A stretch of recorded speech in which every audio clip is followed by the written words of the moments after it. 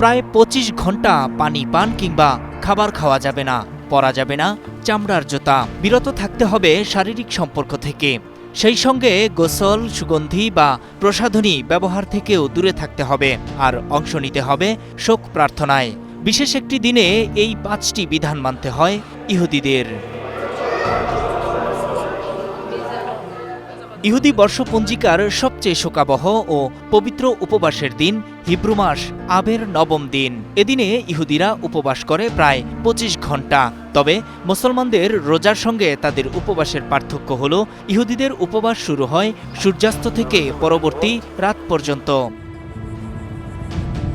ইহুদিদের ঐতিহ্য অনুযায়ী প্রায় ২৫০০ বছর আগে খ্রিস্টপূর্ব ৫৮৬ সালে ব্যাবিলনীয়দের হাতে প্রথম মন্দির ধ্বংস, খ্রিস্টাব্দ ৭০ সালে রোমানদের হাতে দ্বিতীয় মন্দির ধ্বংস, এই দুই ঘটনাই ঘটেছিল একই দিনে।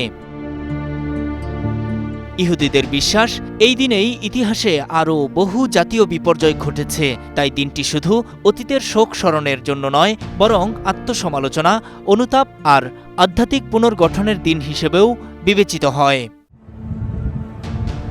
ইহুদিদের এই শোক পালন উপলক্ষে মসজিদুল আকসা চত্বরে প্রবেশ করে হাজার হাজার ইহুদি, অথচ ফজরের নামাজের সময় মুসলমানদের বাধা দেয় ইসরায়েলি বাহিনী।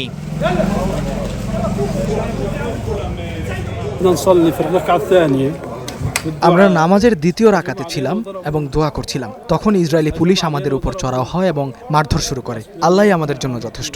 আমরা তাদের বিরুদ্ধে এবং বিশ্বাসঘাতক আরব নেতাদের বিরুদ্ধে আল্লাহর কাছেই বিচার চাই।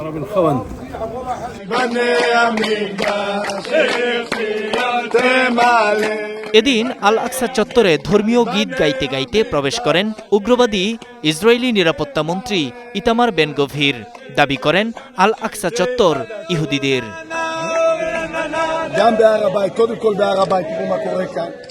তিশা বিআবে আমরা সেই ধ্বংসযজ্ঞকে স্মরণ করি, কিন্তু আমরা টেম্পল মাউন্টেও ব্যাপক অগ্রগতি দেখতে পাচ্ছি। যে ইহুদিরা এখানে প্রার্থনা করেন তারা এখানকার বাড়ির মালিকের মতো অনুভব করছে।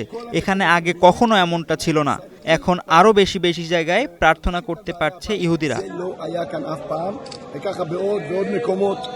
মসজিদুল আকসা কমপ্লেক্স ও চত্বর নিয়ন্ত্রণকারী জর্ডানের ইসলামিক ওয়াকফ জানিয়েছে, জেরুসালেমের স্থানীয় সময় সকাল 10টা পর্যন্ত ৩,০০০-এরও বেশি মানুষ ওই প্রাঙ্গণে প্রবেশ করেছে। নূর মোহাম্মদ, স্টার নিউজ।